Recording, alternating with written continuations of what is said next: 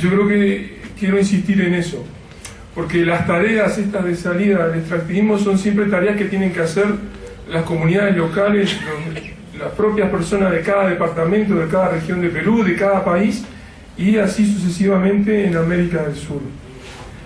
Tanto por razones de respeto a lo que aquí está en marcha, incluso por razones teóricas y de fundamento de la idea de post-extractivismo, porque son siempre ajustados a cada realidad ecológica, a cada realidad cultural y cada realidad histórica.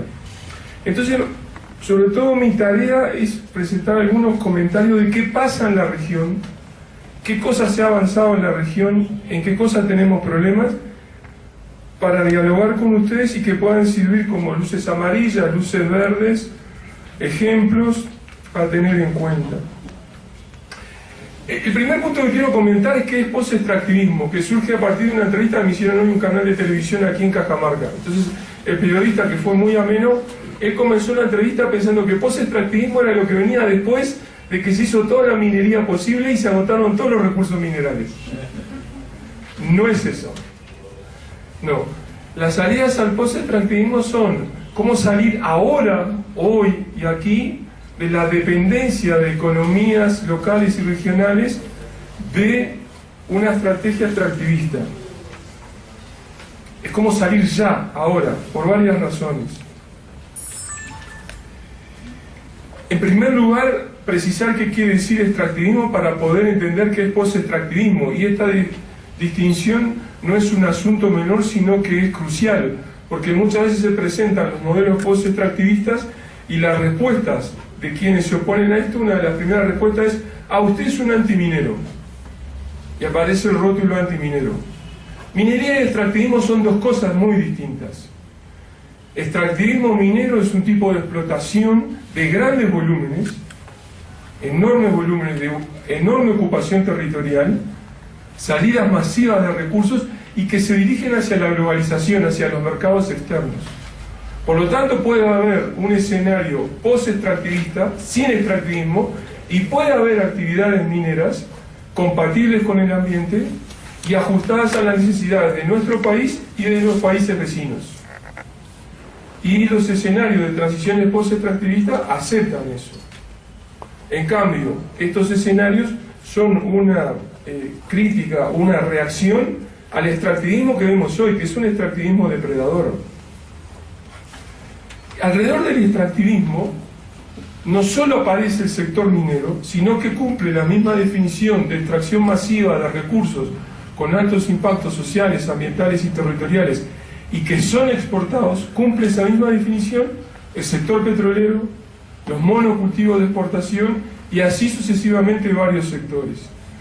Por lo tanto, el abordaje del post-extractivismo enfoca a distintos sectores de las economías nacionales. Un primer punto de partida para poder pensar post-extractivismo es tomar conciencia de algunos eufemismos.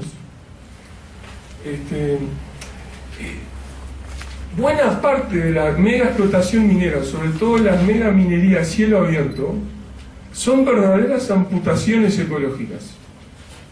Y eso hay que sostenerlo y decirlo con todas las letras. No son pequeñas extracciones como ocurrían en el siglo XIX, a principios del siglo XX, no. Aquí son verdaderas amputaciones ecológicas, cubren enormes superficies territoriales y esos ambientes no son recuperables. Entonces, hay mucho de eufemismo cuando se habla de remediación ambiental en una mega mina a cielo abierto. No, es una amputación ecológica. Estamos tratando con un muñón que queda en la tierra, con todas sus consecuencias. Y realmente buena parte de las estrategias de remediación ambiental es curar la herida que queda alrededor del miembro amputado. Eso, por supuesto, es inaceptable para muchas personas, empezando por las comunidades locales que viven en esa zona. Además, tampoco podemos seguir con esta estrategia extractivista por lo que acontece en los escenarios nacionales en América Latina en la actualidad y por lo que acontece en el escenario global. Les quiero poner 3 o 4 titulares para que vean la gravedad de la situación en la que estamos lidiando. Escenarios regionales. Del escenario regional voy a destacar el caso de la corrupción vinculada a los sectores extractivos, que estalló precisamente por los casos alrededor de Petrobras, la gran corporación petrolera mixta estatal privada brasileña. A partir de ese caso en Claves comenzamos a investigar para cada sector extractivo, minero, petrolero y de agrocultivos, si existían antecedentes de corrupción comprobada en cada uno de los países de América del Sur. ¿Qué creen que pasó? Encontramos antecedentes en todos los países y en los tres sectores. Incluso Uruguay, que tiene los más bajos niveles de corrupción en la región, tiene ahora en investigación casos de corrupción o ilegalidades vinculadas a la empresa estatal petrolera. Hay denuncias de los manejos del gran proyecto minero de hierro que intentó hacer la administración pasada. Entonces hemos encontrado a nivel regional que en todos los casos la corrupción está íntimamente ligada a los extractivismos. Un tema nuestro, latinoamericano. Y el tema global. El tema global tiene que ver con la caída de los precios de las materias primas, la caída de sus valores en los mercados internacionales y el descenso de la demanda de varios de nuestros compradores de esas materias primas. Por lo tanto, aquella época de la bonanza que alentaba el crecimiento del extractivismo y que generaba ciertos efectos de derrame de dineros que en algo iban a parar a las comunidades, a las ciudades, a las regiones, se está agotando. Eso tiene otro impacto que hace la situación aún más complicada. Hay menos dinero para hacer compensación económica alrededor de los extractivismos.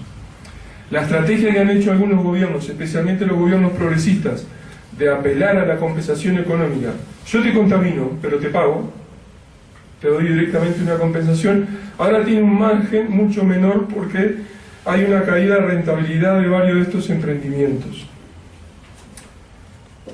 Lo que me impacta, llegado a esta altura del año, a octubre del 2015, es que todo esto se lo dijimos en los últimos años. Les dijimos, van a caer los precios de las materias primas, la bonanza se va a acabar. Les dijimos, los extractivismos están asociados a violencia y corrupción. Les dijimos, tienen que comenzar a buscar alternativas no extractivistas, porque cuando se acabe la bonanza no van a saber qué hacer. No nos hicieron caso. Y la situación es más grave. Esto que ha contado Hugo Cabieses, muy gentilmente, la situación de Bolivia, fue muy benévolo porque es peor de lo que cuenta Hugo. Y se los muestro como ejemplo de lo que sucede. Como el gobierno boliviano combatió duramente a las semillas de cambio para buscar alternativas extractivistas, el gobierno no dispone de alternativas. Entonces su única salida es ser más extractivista, acentuar el extractivismo, ser hiperextractivista. Entonces ha apelado a los decretos que liberan el ingreso de las petroleras a las áreas protegidas y los territorios indígenas, anuló los mecanismos de consulta e información a las comunidades indígenas, inició procesos de represión contra comunidades indígenas guaraní que se oponían a la entrada de maquinaria de las petroleras, hace un mes y medio atrás, y una de sus últimas medidas es aprobar un paquete de subsidios a la explotación petrolera de 3.556 millones de dólares. Les digo la frase para que la absorban lentamente. 3.556 millones de dólares de subsidio. Esto quiere decir que el gobierno tiene dinero y en vez de utilizar los dineros para alternativas de salida al extractivismo, lo utiliza para profundizar el extractivismo ante la caída de los precios del crudo en los mercados internacionales, construyendo así subsidios perversos. Me parece importante avanzar un poquito más con el caso del petróleo, que no es el centro del debate en Cajamarca, pero tiene muchos parecidos con el tema minero y ustedes sabrán hacer las reflexiones, las analogías, las diferencias. Siguiendo con este tema del petróleo que ocurre en Bolivia, situación similar que ocurre en Ecuador, en Argentina, con la explotación de fracking. Por otro lado, toda la información científica disponible indica que si nosotros queremos detener el cambio climático, por lo menos el 80% de las reservas petroleras del planeta no se pueden quemar. No se pueden sacar de la tierra y no pueden ser quemadas con combustibles. Si ustedes las sacan y las queman, eso nos va a llevar a altos niveles de cambio climático. Y eso va a afectar rápidamente a varias regiones andinas, sobre todo, algunas regiones de la Amazonía. Son los más vulnerables pueblos indígenas y comunidades campesinas por esta variabilidad, y además son doblemente vulnerables porque parte de ese petróleo se quiere extraer de zonas donde ellos viven. Pero además esta información científica indica y nos exige que si nosotros queremos atacar el cambio climático, no podemos seguir sacando petróleo. Tenemos que pensar economías postpetroleras, que es una variedad de las salidas al extractivismo. Y entonces tenemos urgencias, como ven, por lo global, por lo local, por lo continental, para avanzar en esto. Hay también una urgencia que obliga a pensar en los post-extractivismo por algo muy importante que dijo Raúl Teco al inicio de esta mesa, que es la vinculación entre extractivismos y democracia. En todos los países estamos observando, incluido Uruguay, que hay recorte de los mecanismos democráticos para hacer viables los extractivismos. ¿Por qué? Porque estos entendimientos de extractivismo, por ejemplo, megaminería, petróleo en áreas naturales, etc., son usualmente rechazados por la población. Por lo tanto, los gobiernos y las empresas tienen que buscar algún mecanismo de imposición sobre las poblaciones locales para poderlo llevar adelante. Este tipo de extractivismo solo es posible si se recortan algunos mecanismos democráticos. Y ahí los ejemplos van desde los manejos que se han hecho a los sistemas de consulta previa y resguardo de los pueblos indígenas en el caso de Ecuador, a por ejemplo los departamentos en Uruguay que hicieron consultas departamentales para declararse zonas libres de megaminería y fueron invalidadas por el propio gobierno de Mujica. Entonces de nuevo tienen todos los ejemplos de todo el espectro político actuando en consonancia en este sentido. Todo esto hace necesario que si queremos recuperar un fuerte tejido democrático, eso también nos obliga a ser post-extractivistas. Entonces, después de todas estas razones, que espero habernos convencido, o por lo menos dejarle la duda a los más escépticos de la necesidad del post-extractivismo, ¿qué quiere decir esto? ¿Qué cosas prácticas podemos decir de que se están explorando en los países vecinos? Primero es que el post-extractivismo implica una actitud. Aquí no hay receta, es una actitud de reconocer que tenemos que salir de esta condición y comenzar a explorar alternativas. Segundo, es construir la idea de que las alternativas son posibles. En muchos sitios se ha atacado fuertemente que sean viables estas alternativas. Si se presenta alguna imagen sobre un Perú post-extractivista, enseguida le replican: no, el país va a colapsar económicamente, no, van a caer las exportaciones y va a haber un colapso financiero, no, se va a despeñar hacia abajo la generación de empleo. Bueno, esos miedos a pensar otros mundos posibles tienen que ser erradicados y hay que comenzar a hacer ensayos. Un tercer aspecto, los ensayos tienen que ser rigurosos. Yo creo que aquí hay una autocrítica que tenemos que hacernos muchos en los movimientos sociales. El eslogan es muy importante, todos queremos el mundo verde, ser hermosos, felices, y etcétera, pero eso ya no alcanza para convencer a las mayorías, porque además las mayorías viven en ciudades y a veces les saben poco y a veces les interesa muy poco lo que pasa en los lugares alejados de cada país donde están en marcha los extractivismos. Y esas mayorías urbanas están necesitadas de consumo, lo ambicionan, lo quieren. Entonces la discusión del extractivismo necesita rigurosidad de modelos y de datos duros. Hay que hacer escenarios. Esos escenarios tienen que ser entendibles por la gente y tienen que ser rigurosos y fuertes en sus contenidos y en sus proyecciones. ¿Cuáles son los grandes temas que estamos explorando? El primero tiene que ver con pensar los post-extractivismo como un paquete de transiciones, un camino de transiciones. Nadie postula un cambio revolucionario de anular todo lo que está en marcha de la noche a la mañana. Son transiciones. Por varias razones. Desde la exigencia democrática, esto tiene que hacerse con el concurso de la ciudadanía, hasta entender que una buena parte de esa misma ciudadanía, ellos creen, por ejemplo, que el país es minero, o creen que el país es petrolero. Entonces hay una base cultural muy arraigada que es muy difícil de cambiar. Entonces hay que ir por un proceso de transiciones. También tenemos que ir por un proceso de transiciones para demostrar que hay alternativas sectoriales posibles y que ellas sirvan de ejemplo para avanzar en sucesivos pasos adicionales. Un primer elemento de esas transiciones es detener los extractivismos más graves. Hay situaciones de una enorme gravedad que significan la muerte de personas, la contaminación de ambiente, el daño a la salud de niños, que no son aceptables. Entonces tiene que haber medidas de emergencia, de urgencia, de detener algunos de los extractivismos más agudos que implican los efectos más graves para el ambiente y para la población. Por ejemplo, una cosa que me impactó mucho en los últimos días es esta marcha de los niños con plomo que llegó a Lima. No puede ser que eso exista. Y además no puede ser una cierta indiferencia en la ciudad de que eso ocurra en el resto del país. Es una cosa espantosa que tengamos niños con plomo por todos los problemas que generan sus capacidades cognitivas, en su desarrollo intelectual y en la posibilidad de tener una vida sana. Eso es intolerable y sin embargo sucede. El post-extractivismo dice, esto no puede ser. Un tercer aspecto tiene que ver con las reformas sectoriales en la economía de nuestros países, en el sector productivo. Parece claro, todas las discusiones que están en marcha, es que el sector agropecuario y forestal va a desempeñar un papel clave, por varias razones.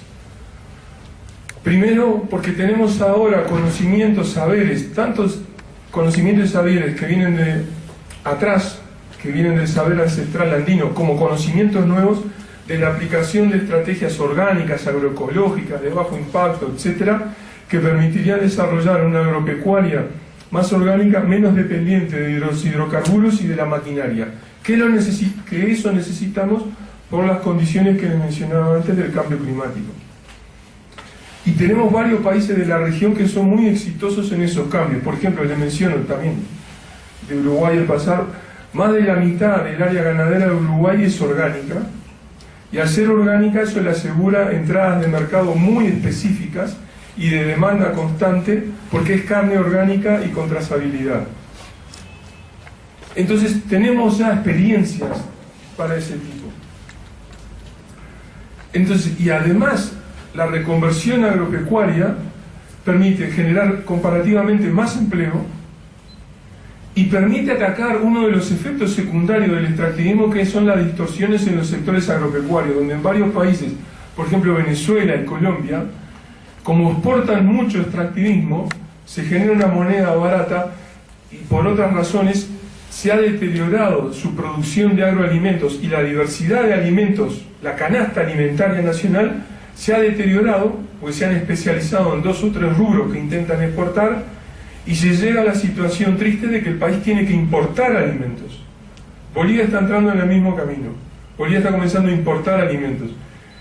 Y eso es una cosa que también llama mucho la atención, que países con esa riqueza agrobiológica como Colombia, como Bolivia, tengan que terminar importando alimentos para completar su canasta alimentaria. Otro caso dramático es Argentina, donde casi se ha destruido el sector ganadero y sobre todo el sector lechero. Y posiblemente Argentina pase a ser importador de leche. Entonces, esto nos permite recomponer y recuperar soberanía y suficiencia alimentaria. Y tenemos así sucesivamente para distintos sectores de la economía, con la lógica de que al bajar el componente extractivo va a haber otros sectores que van a aumentar, van a reemplazarlo. La lógica de traspaso de un sector al otro es, el sector que va aumentando, yo tengo que observar y analizar cuánto me genera en empleo, cuánto me consume en energía y cuánto me consume en agua. Es una lógica de análisis distinta de la economía convencional, que analizaría el éxito exportador o el éxito financiero de los sectores. Después, como otro ejemplo, para compartir con ustedes, es analizar cómo el Estado gasta el dinero. Este caso que les di de Bolivia es muy impactante. Revela que el Estado tiene mucho dinero y lo utiliza como subsidios para mantener el extractivismo. Entonces una tarea para nosotros es ver cómo el Estado gasta el dinero y cómo convertir subsidios perversos, subsidios que van al extractivismo o a la energía de hidrocarburos, convertirlos, transformarlos en subsidios legítimos, actividades que sean aceptables desde el punto de vista ambiental, que generen más empleo y que sean eficientes en el uso de energía y de agua. Transformar subsidios perversos en subsidios legítimos. Un quinto punto es la reforma política. Está claro que un gobierno, cuanto más débil es su democracia y más presidencialista o hiperpresidencialista es su toma de decisiones, es más sencillo para los intereses extractivistas. Por lo tanto, la reconstrucción y fortalecimiento de la democracia permite generar y poner sobre el tapete la discusión de las alternativas. Eso incluye recuperar el papel y la fortaleza de los gobiernos locales y de los gobiernos subnacionales. Recuperar la fortaleza del Poder Judicial. A veces hay compañeros, por ejemplo, de organizaciones campesinas, organizaciones indígenas, que dicen: no, el Estado es un desastre, yo no puedo confiar en ningún político, vamos a negociar directamente con las empresas. Yo puedo entender el grado de decepción después de estar 30, 40, 50, 60 años intentando hacer algo con el Estado o con los políticos. Pero el supuesto remedio de contribuir a erosionar más todavía al Estado para ir a un mundo solo de empresas es un remedio muy peligroso y muy dañino. La tarea tiene que ser reconstruir un Estado sano, una política sana que sirva para todos nosotros. Bueno, con esto les quería, son ejemplitos de lo que se discute en los países vecinos. La discusión es intensa, fuertemente intensa, y en tiempo real.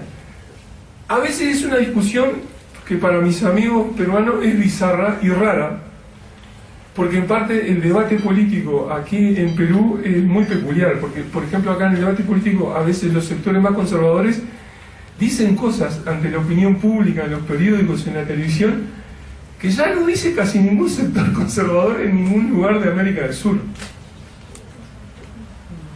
Eso es muy impactante para el que viene de afuera. Pero si los vecinos pudieron cambiar, ustedes también pueden cambiar. Y los agentes de cambio son todos ustedes. Por eso aquí finalizo con lo que decía al principio. Las agendas post-extractivistas están en manos de ustedes. Son ustedes los que las construyen, son ustedes los que las generan. Para ello es necesario estar juntos, dialogar, procesar opiniones, diferencias, acuerdos, y una y otra vez estar juntos y pensar que esas alternativas son posibles. Muchas gracias.